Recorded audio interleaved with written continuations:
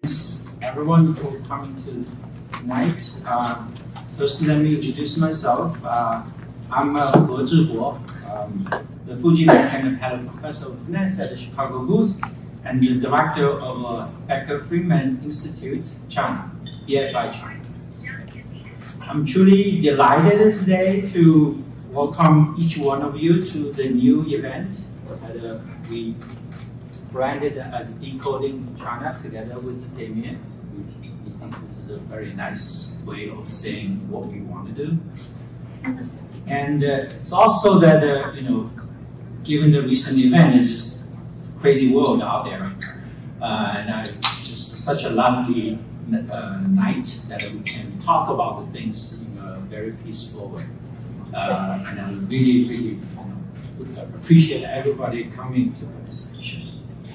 I also would like to share that this is a collaborative journey with the Paulson Institute, where Damien is headed. And he's a managing director and co-founder of Marco Polo, the think tank of the Paulson Institute. Together, we will initiate this PI, Paulson Institute and BFI partnership, and aiming to bring relevant and thought-provoking discussions along the way. And hopefully, we will gather both live and in person in both in the quarterly frequency, and we will try to figure out what will be the most interesting topics. And sometimes we will also reach out to you for the guidance of the topics. Obviously, the audience will be not just the University of Chicago, as today related to the downtown area. We would like to really get a reach to the greater Chicago professional community. And thanks, everybody. Please stay tuned and follow us for the regular updates. And now come to the main guest panel. We would like to talk about the decoding China, the Chinese economic miracle interrupted. That's a question mark there. We'd like to introduce our moderator for tonight. Is Kaiser Kuo. His name is Chinese name that I just learned, which is really such a delightful to learn that today I can talk to someone. When I was a kid, I was just God there. His Chinese name is Guo Yiguang, and actually is a Tang Chao's founding. Tang Chao is a super famous rock star band when I was a kid. Think about someone who was 13, 14, first listening to this kind of rock music. And today I actually saw him. Wow. So he might not. Boy, was he disappointed. He's the head of podcast at the China Project. He has been the voice behind this, the Sinica podcast for over 13 years, guiding thousands of listeners through the complexities and intricacies of China evolution.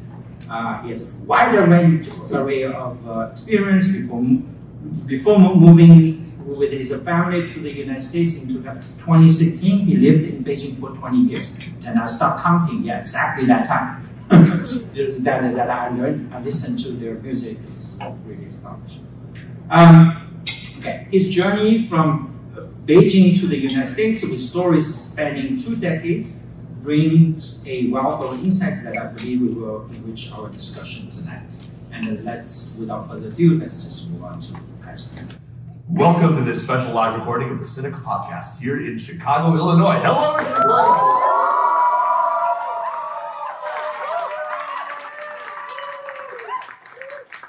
I am Kaiser Kuo, and we are here tonight with this terrific and very handsome and well-appointed crowd from Chicago, by an event put on by the University of Chicago's Becker Friedman Institute for Economics, a program that pulls together folks from Chicago's Booth School of Business with its Kenneth G. Griffin Department of Economics, its Harris School of Public Policy, and its law school. Becker Friedman has partnered with the Paulson Institute and its in-house think tank Macro Polo, still the cleverest name ever given to an organization dedicated to research on China. Macro Polo, but that's some kid.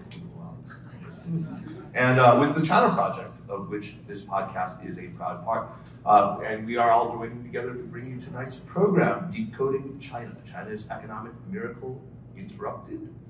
A huge thank you to our friends at the Becker Friedman Institute and at the Paulson Institute for making this happen in this magical spot. The sun's coming down, and you look at the beauty of the amazing Chicago skyline. What of you? If I'm, sort of not listening and wandering off distracted, you'll know exactly why. Okay. So there's so much to talk about, so let's jump in. All summer long, we have heard deep pessimism about the state of the Chinese economy. There is a long litany of woes that have been repeated and amplified to the extent that I've gotten, frankly, kind of suspicious. Flagging consumer demand, we all know a stubbornly high savings rate accompanying that, the obvious problems faced now by major residential realty developers like Evergrande and Country Garden, high levels of youth unemployment, and of course enormous local government debt. Now, none of my guests today are the sort of economists that American presidents and CEOs have often wished they had at hand, that is, economists with only one hand, and they don't always say on one hand and on the other hand. As for me, I don't mind hearing or engaging a little on the one hand myself. So on the one hand, ordinarily, when I do hear this level of sort of kind of hyper pessimism, this sheer volume of doomsaying, much of it built on, I think, frankly, motivated reasoning, my instinct is to be very skeptical. China, after all, has defeated, has defied predictions of doom many a time, including in the Asian financial crisis of 1997 and in the Great Recession after 2008, the crisis of 2015 when the Chinese stock market plummeted. It seems like it's always able to muddle through. But on the other hand, as a growing number of people whose views I very much trust have come back from trips to China recently, it's clear to me that the pessimism isn't by any means limited just to these distant economists or reporters writing about China from the outside. So when we hear about the PTSD, the shell shock caused in places like Shanghai by the lockdowns and by the chaotic, confusing end to the COVID restrictions, coupled with this kind of flagging exports, weak signals from the manufacturing sector, unemployment, and of course confusion in policy direction overall. I do worry. I take the bears a little more seriously, and yet back to that other hand, as an economist who I greatly respect, especially he said, this is Arthur Kroger from Gap Economics. He gave a very good talk at Harvard recently. He said that this bad news has been enlisted by some in claiming that their grand narratives going back decades were correct all along. A relatively small amount of data, he notes, is being made to do an awful lot of work. That's true. So today is really all about right-sizing the problem, where the negativity might perhaps be warranted and where it certainly is not, as well as identifying problems that perhaps aren't being given sufficient attention in the reportage that we're all reading. We'll talk about the nature of the crisis and the nature of the state response, such as it is. So joining me to attack this important question with both hands, as it were, and to try to get this right is Chang-Tai Hsieh, Xie Chang-Tai, who is the Phyllis and Irwin Winklereid Distinguished Service Professor of Economics at the Booth School and specializes in development and growth in the developing world.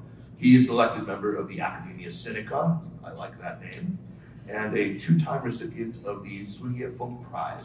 Chang-Tai, welcome to Sinica. Thank you. Great to be here. Also joining is Lizzi C, who's well known to folks who listen to Sinica or who follow the China Project. She is the host of our YouTube show, The Signal with Lizzi C, where she does interviews with amazing people, and she's just a really expert interviewer. Lizzi also hosts the Chinese language show Wall Street TV, Wall Street Today rather, Jina Warjie, which is something I highly recommend. It's about the only non-lunatic Chinese language programming on it. You know, everything else is either like hardcore party line or Falun Gong or what's that coon's name? Kuo way, right? and then there's Lizzi, who's like an island of sanity on YouTube in the Chinese language. Anyway, last time that we were together with Damien here was here in Chicago. Our friends at the Chicago Council summoned us to do a sort of roundup of the 20th Party Congress, where some very, very interesting remarks were made. That takes us, of course, to Damien Ma, who is director of Macro Polo, the think tank of the Paulson Institute. Damien is the co-author of a great book, which I'm still constantly recommending to people. It's really stood the test of time. It's called In Line, Behind a Billion People, and it really looks at a lot of issues related to China's economy and politics through the lens of scarcity. It's a very, very good book. I highly recommend it. Damien is always one of the people I turn to for the straight dope on what's happening in the Chinese economy. Damien, great to see you, man. Very good to see you. Lizzi, Chang-Tai, what a great time.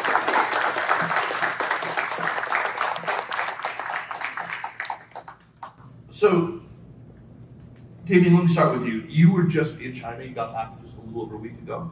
And you had both high-level meetings and some sort of boots on the ground, some shoe leather work, just talking to people who are either decision makers, economic decision makers at the enterprise level or above, and people who are just directly affected by the economy in China, people who have experienced the chaotic end of COVID.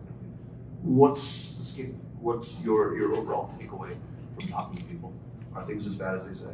Well, let me give sort of two quick but different observations. I think Kaiser, like you or Lizzi, when we go to China, we tend to not to stay in the hotel. I got there a few days early so I could, first walk around, kind of do my own observations. Small things like, are the malls full, right? Are people buying things? How normal does Beijing look? And caveat that I mostly interacted with a very small slice of Beijing elites, so they're not what I would call the true Laobaixing, right? They are still Beijing elites, so take that with a grain of salt. But and I talked to Chinese colleagues and talked to the dwindling number of foreign correspondents who are still fighting a good fight in Beijing, just to kind of get a pulse from the people, and had my share of cabbie conversations. Oh, those cabbie conversations. And the reason I wanted to have the cabbie conversations, this is probably an interesting tangential observation, is that something like 90% of Beijing cabs are now electric vehicles run by a state-owned enterprise. This really happened over the last several years. So if you want to see the transformation in electric vehicles, look no further than Beijing City itself. And this is purely a state-mandated drive. They basically wanted to help the state-owned enterprise. So if you went to China prior to the pandemic, you would have probably ridden in a South Korean Hyundai cab. Those basically do not exist anymore. So they're all electric vehicles now. So if you want to kind of get a little small slice of that change, Beijing does give you that little insight. But in terms of the economy, I'll just say a couple of things, and I think they're the things we're going to get into quite a bit with the other guests as well. I think talking to people, talking to friends and colleagues, there does seem to be a sense of just things are not going that well. People are not seeing the bright light at the end of the tunnel in terms of the economy. So I think in this sense, the Chinese government is probably correct in diagnosing that there is a lack of confidence among households about where the economy is going, and I think that does the malls were full, but I think it is also somewhat true that people are not you did not see a lot of sort of purchasing behavior, which I thought was kind of interesting. There was a lot of more window shopping, so to speak, than people actually pulling out their credit cards. Although I guess not credit card, paying with Apple Pay or WeChat, because that's all you can do these days in Beijing. I think that struggle is real, and I think at the policy level, what's interesting is I think they understand that this is a problem, but there is, from what I can tell, a very strong debate about really what to do about it, because there's a lot of arguments, and we're going to get into the different arguments, but I think it's tough to turn around consumer and household confidence. It takes a lot. It takes a combination of policy, a combination of incentives, and also also sending very credible, consistent signals for a period of time to get people to understand where the economy is going. And I think part of the problem that the current leadership has is that it's sending very mixed signals about what's happening to the economy and what they intend to do about it. And I think that's not, that's really giving people, that's injecting more confusion to average Chinese households. So I think it's a very tough conundrum. And if they don't turn that around, it's very, very hard to sustain the growth rate that they want, which is why they may want to stimulate, but stimulus will get you a very sort of short-term bump. They may get you, that might allow them to meet their 5% target for the year, but what happens in 2024? So this is something that they're truly grappling with, and I really got that sense from talking to average Chinese baby boomers. Yeah. So excellent. There are two. I mean, not surprisingly, there are two global financial crises that this is often compared to, or not global, but two other historical financial crises that the current situation is often compared to. One of them, of course, is the 2008 financial crisis that started in the U.S. retail housing market, but also the malaise that beset Japan beginning right around 1990. That one is brought up an awful lot. Lizzi, I know you have some thoughts on this. I'm wondering whether you think that China is also about to enter a long period of stagnation and painfully slow growth. Are there meaningful ways in which China right now is comparable to Japan then? Right. So, in general, I'm always against making those quick and dirty historical analogies because I think they usually are more misleading than educational. In terms of Japan, my argument is that Japan's problem is not really an asset market problem. It's a structural problem in the sense that the Japanese economy has this interlinked financial sector and corporate sector co-collateralized by its net value.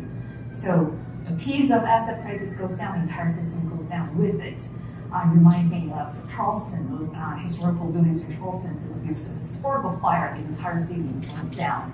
The problem is not the fire, the problem is how the city is structured. In China, the system is much more fragmented, actually intentionally so. So there's not much financial linkage between China's corporate sector and its financial sector. China's problems are those much more fragmented pockets of cysts and tumors in local governments, in rural banks. But those problems tend to be separate from each other. So the potential of a horizontal, all-out contagion, I would say, is low. So, people talk about whether China is going to lose in 20 years and in 30 years, like Japan. The fundamental problem is quite different. The similarity is on the surface. So that's Japan.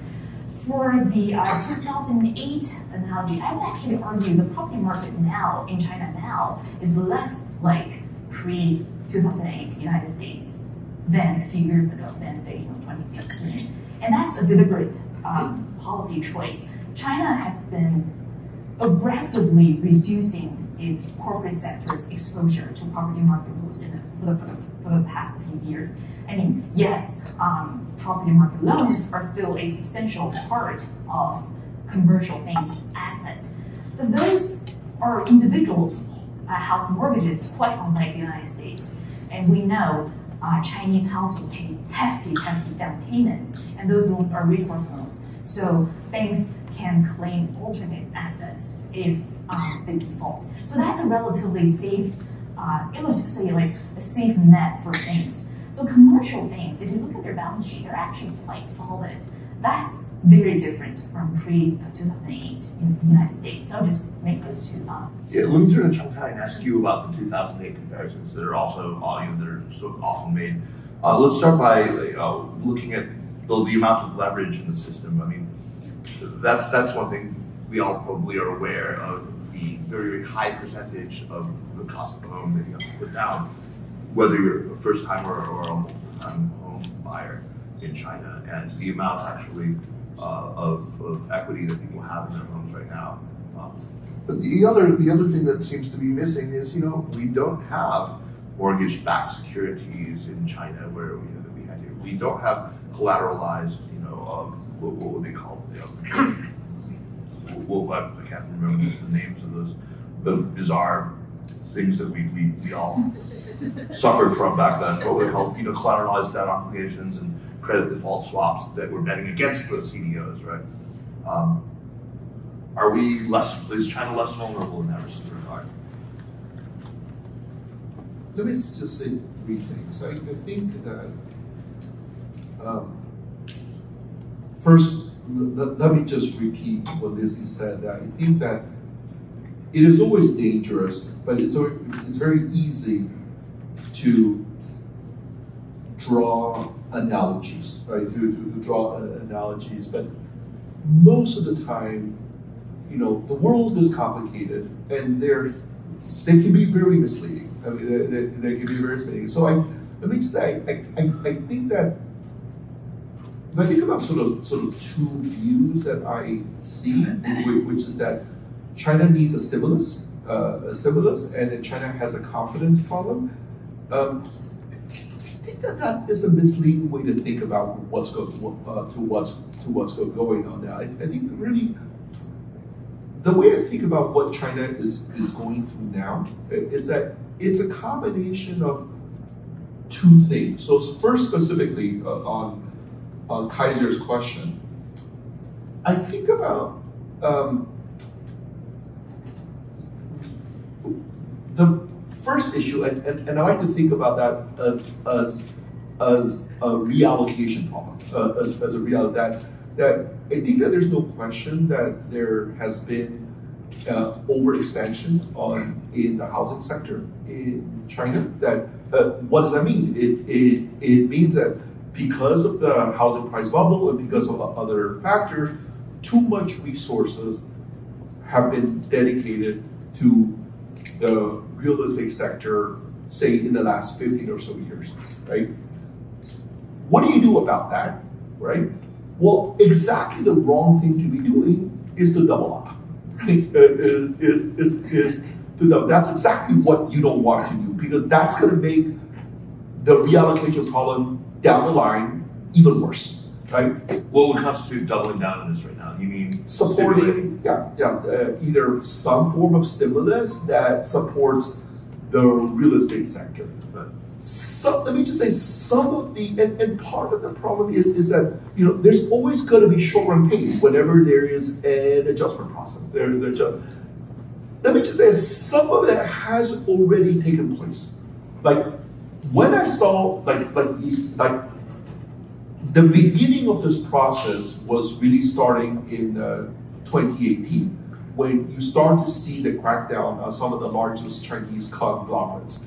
The crackdown on Outbound, the crackdown on the gray rhinos. Right, the gray rhinos. Actually, since we're here, for those of you who can look across the street, if you see those three towers right across the street, that was initially a Wanda project. Dalian Wanda. Yeah. Right, the three towers that you see just across the road, 200 yards from where we are, and then.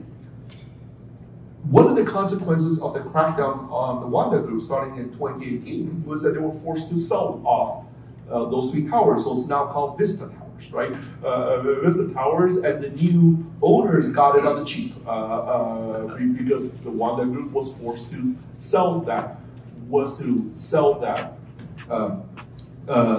just that property, but lots of the other stuff. Now there's still a lot left to be done.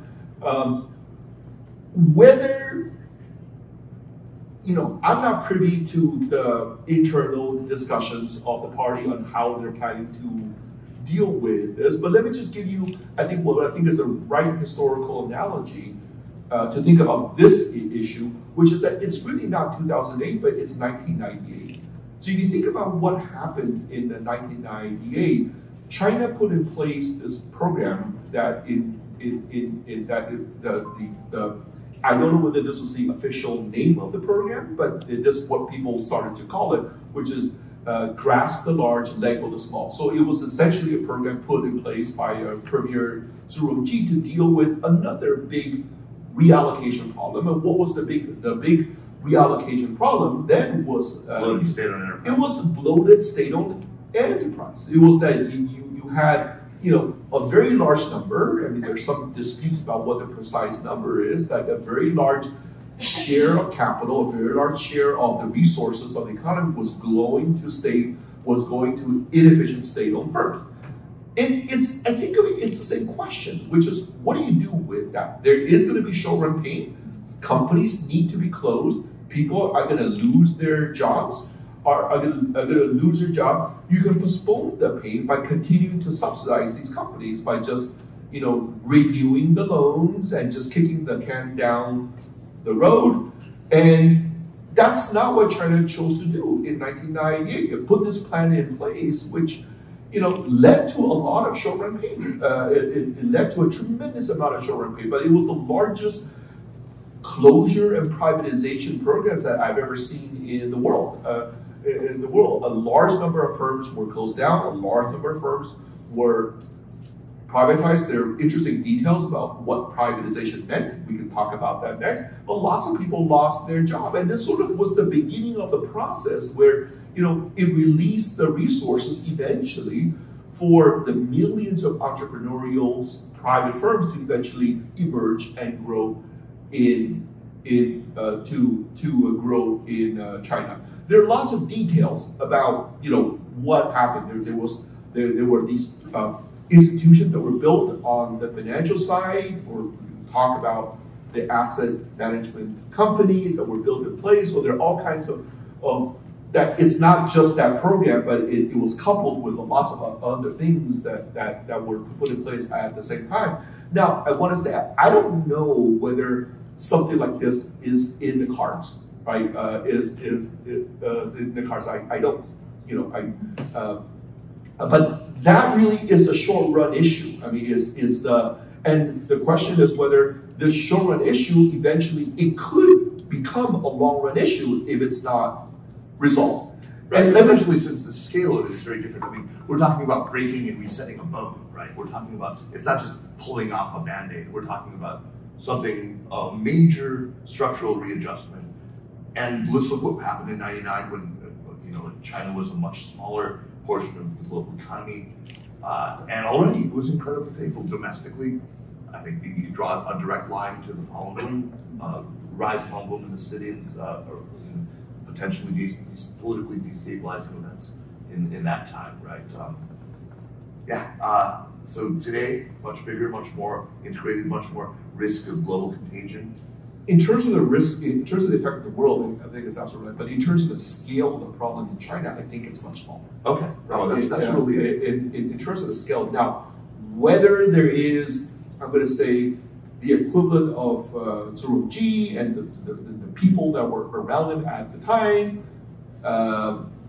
One of the key people at the time was Wang Qishan. At the time that was there. Whether there's that team, whether I don't know, right? I don't know. But I'll just say that when I look at other countries of the world, the vast majority of the countries around the world that face this kind of problem, they never solve it, right? Because it's painful, and if things that are painful, you just don't do it, right? I don't know. So I want to drill down on this a little bit with Lizzi. We know that there's nothing that shakes confidence in the economy more than uncertainty. And I think what I hear a lot of complaints about are sort of the lack of clear signals and intention to backstop coming from the leadership. I mean, in 1998, to Chang-Tai's point, we had Zhu Rongji, fairly firm hand on the tiller. We had, Wang Qishan. Today, we're just coming out of the transition. We have a relatively new premier, Li Qiang, and He Feng just now appointed. Do we have the same sort of caliber of administrative management of the economy? Great. So that's a really good question. I mean, I've been pondering this term, crisis of confidence. People talk about it in the media a lot. Like, what do we actually mean by crisis of confidence, right? So, like Damien, I also had the opportunity to interact with a cross-section of Chinese citizens. Some of them are entrepreneurs, some of them are low government officials, some of them are recent college grads. And I do get the sense that there's this general sense of anxiety and unease, which I have not seen before. I mean, we Chinese are a grumpy bunch. We complain about parents, complain about kids, complain about neighbors, etc., etc. But this time, I feel like the brush is very much pointed toward current policymakers, even to the top leadership. And the general sense is that there's something amiss there, and they're not quite sure the direction this country is heading is what they imagine to be. So there's that real sense of anxiety here. How much of a product of the COVID closure and lockdowns? So we can definitely talk about that. But like my point is like that is actually not consistent with the raw economic data you see. If you look at the data, I mean, first half of the year, consumption actually went up by more than 8%. Wage and disposable income went up more than 6%. It's not breakneck pace by any stretch of imagination, but it's not that bad. I mean, it's not great by Chinese standard, but it's not a picture of doom and gloom. So where does this sense of anxiety, this sense of we are completely in the wrong direction, there's no hope, there's no tomorrow coming from? Again, like my thinking on this is still very much fluid, but I think it's not quite a crisis of confidence. It's more like what happens when there's this huge gap between your expectation and reality. If you are born into a middle-class Chinese household, there are certain things that you take to be true, right? Your parents worked really hard, they bought a house, they already paid down the mortgage, you have your family wealth stored in your house, which will appreciate quite a lot, and that's going to be a decent inheritance to you, right? And your parents invest really heavily in your education. Most of the college graduates now are from one-child households. So, you know, you study really hard, your parents invest in your education, you go to a really good college, you kind of expect to be able to get a job in the tech sector, in the financial sector. Upon graduation, you know, have a really lucrative career. That's sort of the expectation that has been building in people's mind for the past 10 plus years. But like now that equilibrium has been broken, right? First you have this years of tech crackdowns, right? All the high-flying tech companies and financial companies are cutting. They're not recruiting anymore. Those kind of lucrative jobs are just not there. And then you have 3 years of lockdowns, right? And then you have this property market thing where family wealth is now in jeopardy. So basically every single piece of that equation is kind of, it's no longer there. Like what you take to be 100% certain in the future is just not there. So I would say it's not really a crisis of confidence. It's that gap between reality, between you know what you currently see and dreams. So I think that helps explain one puzzling phenomenon. If you go to those recruiting fairs in China, they're all empty, right?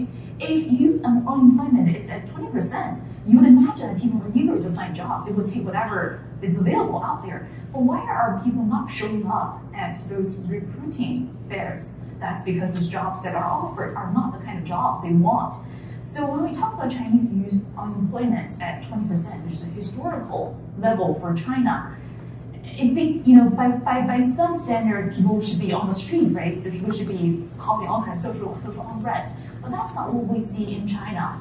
I think people are disillusioned, but it's not like they cannot find jobs and we have to starve on the street. That's not what's really going on. But back to Chang-Tai's point, I think what's really different this time is, you know, when the central leadership, when Xi Jinping and Li Qiang announces these piecemeal measures to stimulate, to remedy the economy, the market just doesn't really take that, which is quite interesting. So, I mean, there are multiple hypotheses of what's actually going on, but you know, one thing that I think is quite different from Zhu Rongji's time and now is Zhu Rongji is not one single person. Zhu Rongji has a team of capable economic lieutenants who can actually execute his plans, right? And many of them went on to be some of the, you know, the Lou Jiwei, the Meng Qishan, you like that. Many of those people have been purged by Xi Jinping during past years of anti-corruption campaigns, especially, you know, Gong Daxi, Guo Kaihang, all of those Zhu Rongji lieutenants. They were hit really hard during the anti-corruption campaign. So there's this general sense that the people who can do this are just not there. And I would say the opposite. Like, there are so many people sitting on their hands, basically waiting for directions from the very top leadership, because they are afraid of the potential retributions. Like, what if I do this and something went wrong? I might as well just listen to whatever the top dictates to me. So that kind of inaction, that kind of inertia, I think is what's really problematic this time. And I don't have a really good solution to that, but this is what I see, and I just wanted to share that with our audience. Underlying a lot of this is sort of a bigger question of China's overall economic direction, what it is that Xi Jinping actually wants, the shape of the Chinese economy in his longer-term view. And this is something that you've talked about a lot, and you actually identified back in 2017. I think you and Evan Feigenbaum wrote a paper that put your finger on this, I think proved very prescient. And we've seen these ideas echoed again out of the 20th Party Congress. This move away from GDP uber alles toward a more sort of qualitative growth, right? Can you talk a little bit about that idea? And I'd love Chang-Tai to weigh in as well about your thoughts on what it is that Xi and the current Chinese leadership want the Chinese economy to be and to do. We're no longer talking about KPIs for local officials measured in terms of GDP growth, but rather maybe in nanometers, as you once kind of half-jokingly said, but accurately said. Right, so we published a piece basically with the title Nanometers Over GDP, and the idea is to crystallize this sense that, for 25 years, people were very much accustomed to, Chinese juicing growth to meet a certain target, right? There was this term in markets called the one-jab output. So every time the economy would tank, they would do counter-cyclical stimulus because they wanted to achieve roughly 7% growth, because that fixation was really important.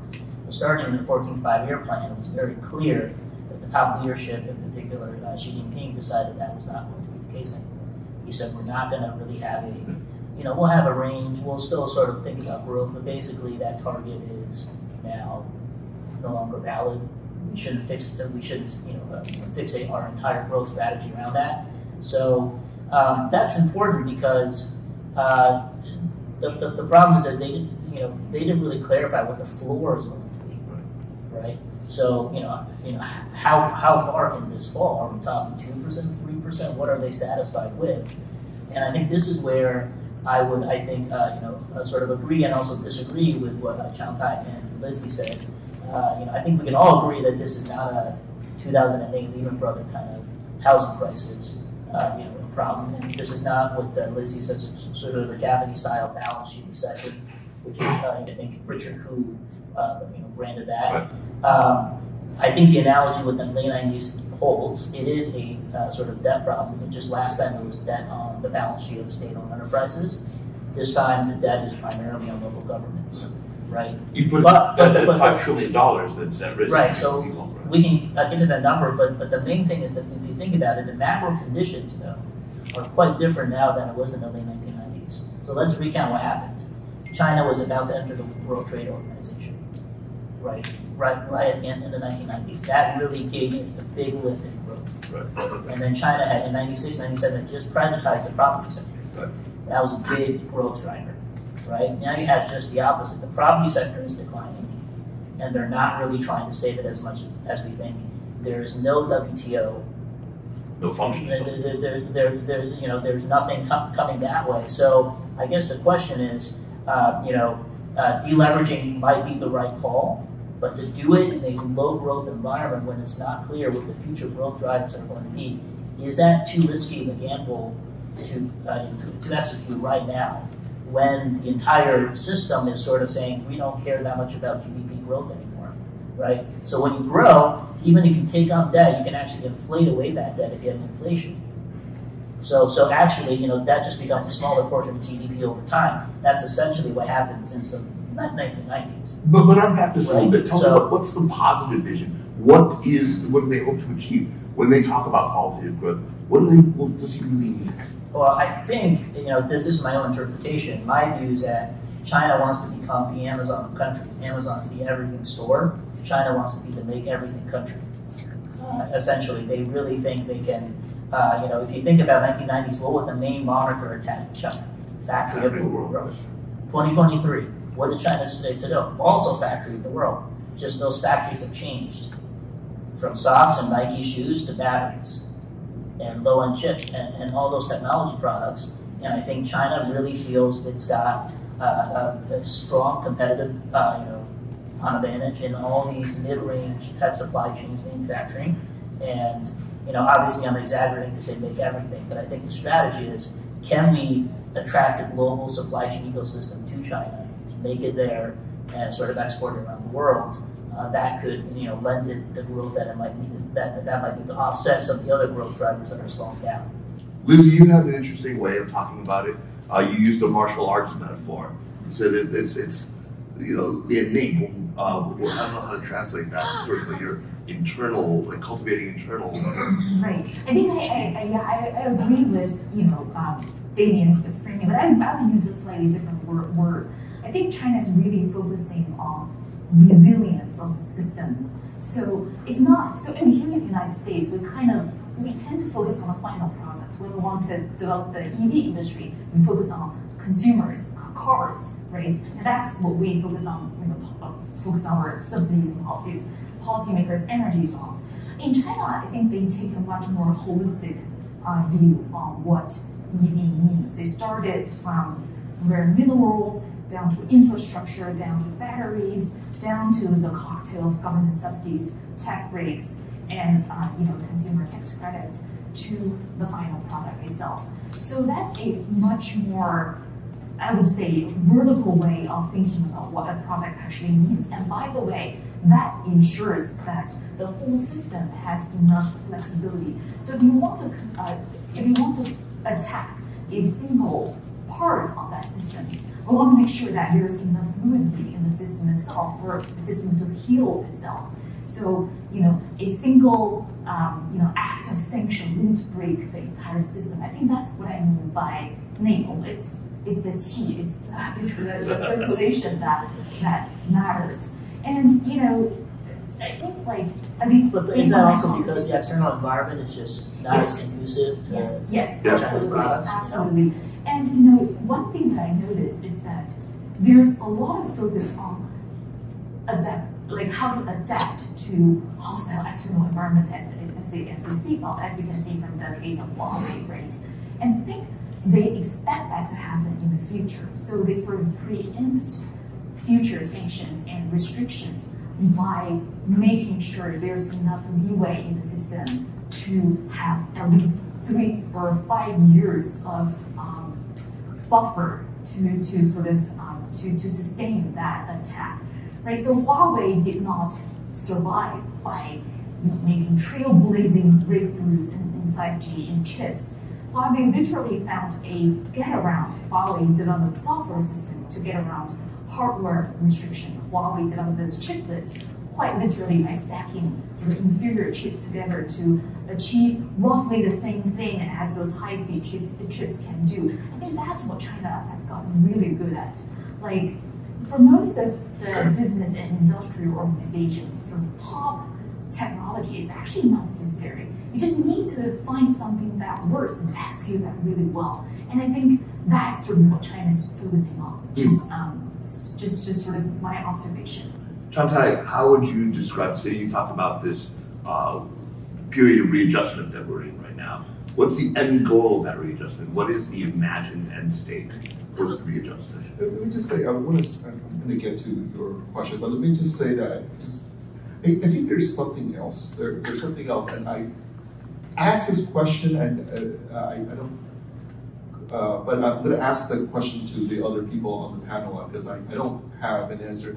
There also just seems to be something more than resilience, and I don't know what it is about this view that certain things, that certain products or certain technologies are the ones that are valid, and other things are invalid. Yeah. So let me just maybe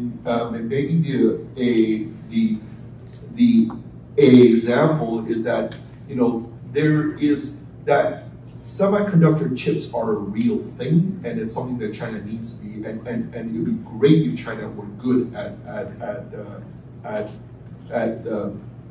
making semiconductor chips. But coming up with the software, the very best software in the world to design semiconductor chips, that's not a real thing. And I don't quite. I'm not sure that they would classify that as not a real thing. The things that they think are not real things are, creating complex financial derivative-based products, doing social media. They don't want their best and brightest being steered into, like in the United States, they want their physicists to graduate from Tsinghua and freaking do physics. They don't want them to go work for, a social media company or go work for a bank to design, speculative products. But the question is, for some products you could say that they're negative externalities, right? They're negative, but why is the chip company or the revenues from the chip company more valid than the revenue of Alibaba, say, right? But there's a very clear sense in which one company is really valuable and the other company is less so. Because they want to be Germany. But why? because they really honestly, this is something, but I get into this in this documentary. Because software platform, social media has social political ramifications ultimately. That's only part of it. A chip does, that's one factor. A chip is a chip. It doesn't have that package. No, but even something like food delivery, software for food delivery, that has no political ramification. But my sense that if you ask them, they'll say, who cares, right? If you come up with a better food delivery system, and you were the one who introduced this phrase earlier in the conversation: grasp the heavy, let go the light. This is exactly what they believe they're doing right now. That's what they believe. What was the phrase that in China? Arthur Kroger, a great talk you should check out. He says China wants to be a Leninist German. That's exactly the right phrase. But let me just ask the question is, let me just pull two companies. NVIDIA is one, right? That Sure. is one. It's the leading chip company in the U.S. And for those of you who know NVIDIA makes nothing, right? It just designs chips. It's just incredibly good at chip design, and they also are really good at doing the software but it makes nothing, right? It makes nothing. So think about NVIDIA versus Taiwan Semiconductor, right? Which, Taiwan Semiconductor, what they know how to do really well is them actually make it, right? And I guess for my vantage point as an economist, I think both of these things are incredibly valuable. Are incredibly how valuable they are? Well, it's what people are willing to pay for these things.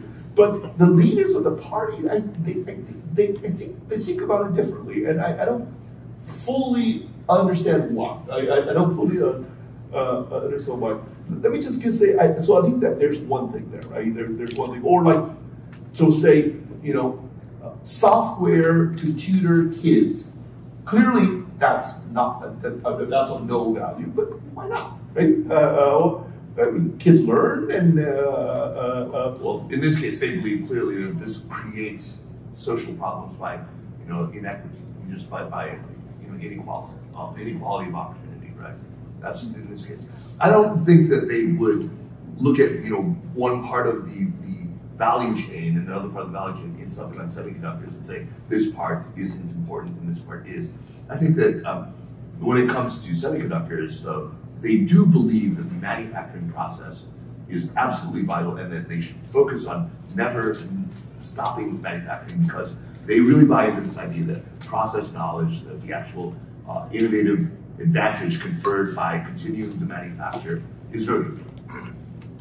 I think another factor is just China has basically converged with the West on software, on a lot of on the app economy. China, frankly, makes some of the best apps in the world already, right? So the gaps where they feel they're still deficient in is in a lot of these hardware segments. We could go on with this for a while, but I want to get back into a really cheery topic, which is local debt.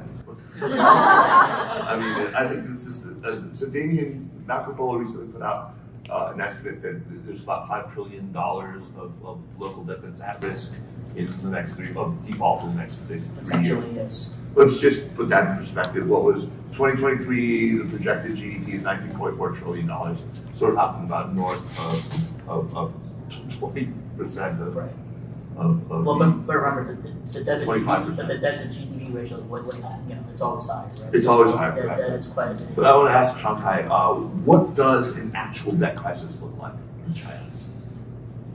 What are the ramifications? What are the spillovers? What sectors are I mean, if you are a money manager and you're looking at China, where do you steer away from? Where do you now, where do you think you want to limit your exposure in China where we start seeing massive default of local government debt?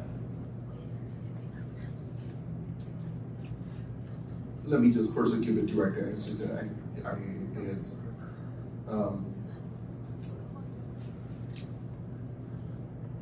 clearly the property sector, but the property sector, there could be some part of the financial institutions, like, there's like, if I think about sort of where a lot of the action is taking place, it's really in the combination of these local financing vehicles and shadow banking. Some of these we have data, a lot of these we don't, right? So there's a bunch of it.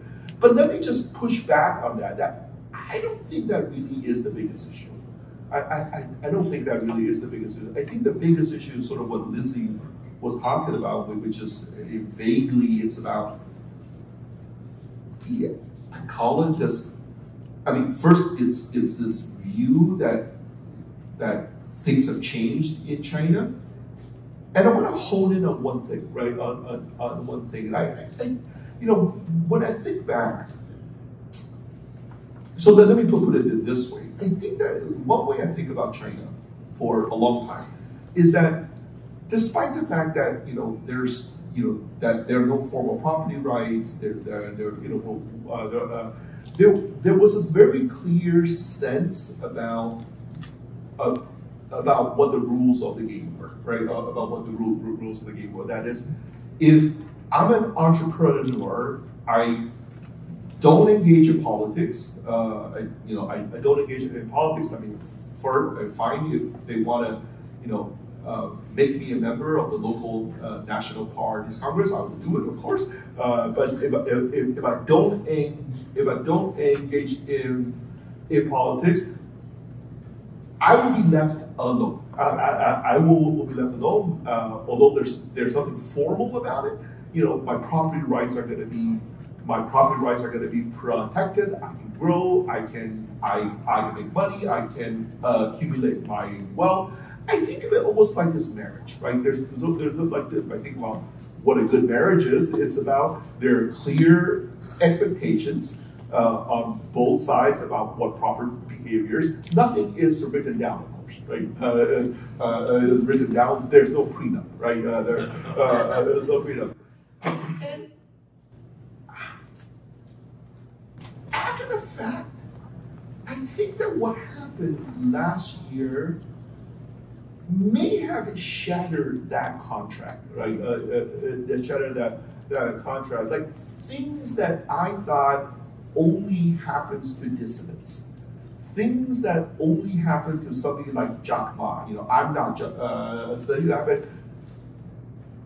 I think I didn't think about it then, but it may be the sense of what happened in 2022 is that, hey, the party can actually be really crazy. The party can actually be really crazy. The party can actually do really crazy stuff. And this crazy stuff can happen to me. Can really happen to me, even if I've done nothing. I've done nothing what I've done. So that may be part of it. I don't quite know how to quantify it. And I'm curious to know your views on like how much it's going. But it's almost like I think of it as like the breakdown of a marriage, of a marriage that these were the things that I believed about you, and now I don't believe in it, and I don't believe it. You and Lizzi are apparently on the same wavelength, because recently she was on our sister podcast, the China Global South podcast. Yeah. And I'm talking about the same sort of breakdown of the informal The contract. right? Yeah. Interesting. I want to, we only have a few minutes left. I really want to focus on one final big question. I'll start with Damien, which is, what should U.S. policy do? Do we seem to be sort of all indulging in a kind of schadenfreude, looking at China's travails economically and almost gloating over it? But, you know, China is deeply interconnected, contagion. I mean, it could bring our house down as well. It could impact us negatively. What is wise American policy when it comes to China right now in terms of supporting or helping along its economic troubles? What should we be doing? Should we be rooting for China, or should we be rooting for the forces that beset China? Well, look, U.S. and China are still 40% of the global economy.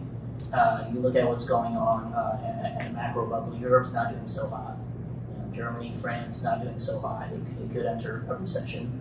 The United States, that debate still outstanding, whether in a few quarters we might still see some recessionary characteristics. Please not before November. And the Chinese, even if they stimulate, they're probably not going to get too much above 5% this year, which is fine but not great. So I think if we're thinking about global economic stability, there's no reason why the U.S. and China should think about how to provide the anchor as 40% of the global GDP to which they did try to do that in 2008, that's 2009. Right.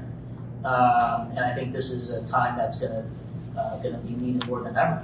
The geopolitical volatility aside. Can you imagine China having a major financial crisis that threatens to bleed into the global economy, and the U.S. stepping up in the way that China did in 2008? Well, I don't think the nature of the crisis is going to be that sort of global contagion like that, because it's not going to come from the formal financial sector.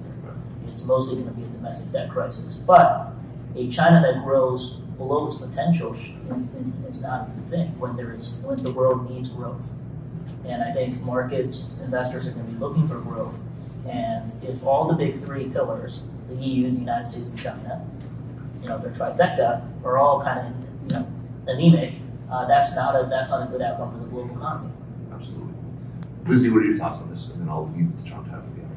Right, so I'm gonna answer a slightly different question of what the United States, what doesn't work for the United States. Okay. I think by making China look bad, by making China do bad, that clearly does nothing to for the United States to strengthen itself. And I see a lot of reflections in the media when it comes to China from policymakers. I do think the United States need to think harder about what its own strength is and what its own course is. I think ultimately the United States can only become stronger by becoming stronger. It won't become stronger by making China look like a bully, making China look weak. I mean, I don't want to go full therapist on this, but I think there's a lot of soul searching for the United States to do, and it has nothing to do with what China looks like in the future. Run faster, goddammit, and stop trying to put it Oh yeah. I don't think that's completely right. So let me try to articulate what I think the U.S. is struggling with. That for a long time, I think that we have all believed, and it's true, of course, that everybody gains from trade and investment. If China grows, the U.S. gains. If the U.S. grows, China gains. I don't think there's any doubt about that. What the U.S. is struggling with is the question of, suppose that, or let me put it this way, I'll give an analogy.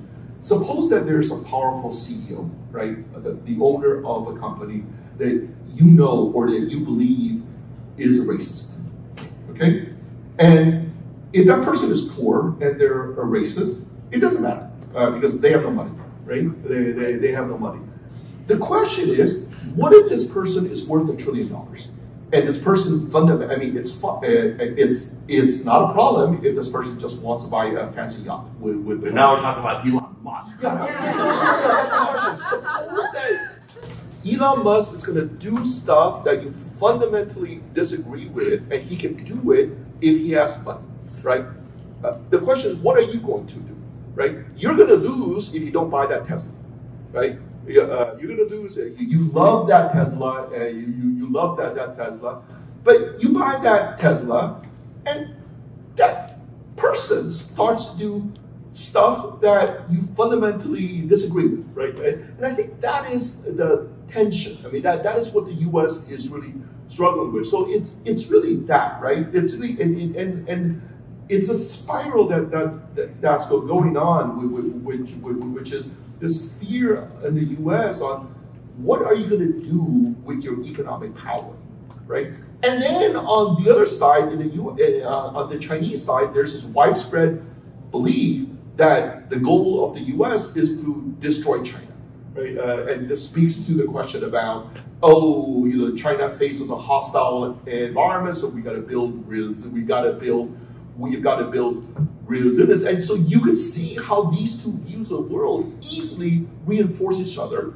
And you could start off with a situation where China has no intention towards the rest of the world, that Elon Musk is really a nice guy, is really a nice guy. But then you start to do stuff towards him, and Elon Musk feels threatened.